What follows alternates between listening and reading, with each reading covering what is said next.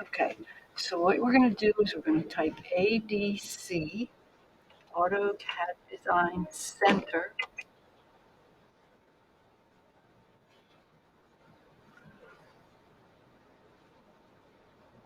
and then we're going to make sure we're in sample. If you're not there, you usually can just hit the house and get that sample, samples. Then we want to go to ENUS. Then we want to go to Design Center.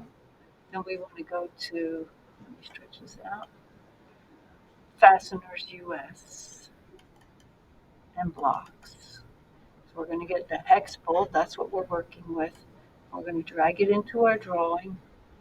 I'm just going to put it right where I need it.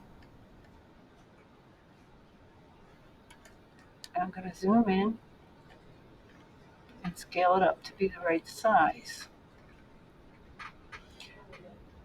So in the assignment, we have the chart. Oh, it's wrong side.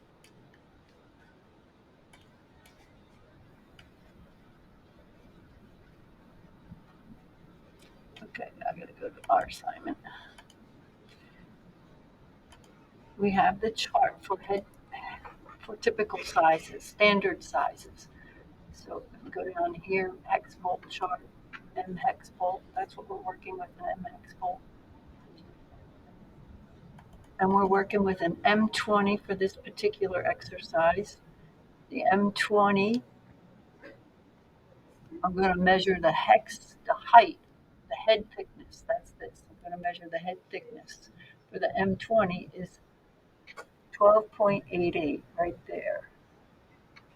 So I'm going to scale it to that with a reference. So I'm going to pick it, SC for scale, or pick the scale command, the base point. And then I'm going to move this out of the way and say reference or R, enter. And I want this dimension. I'm going to pick it. I'm going the wrong way too often.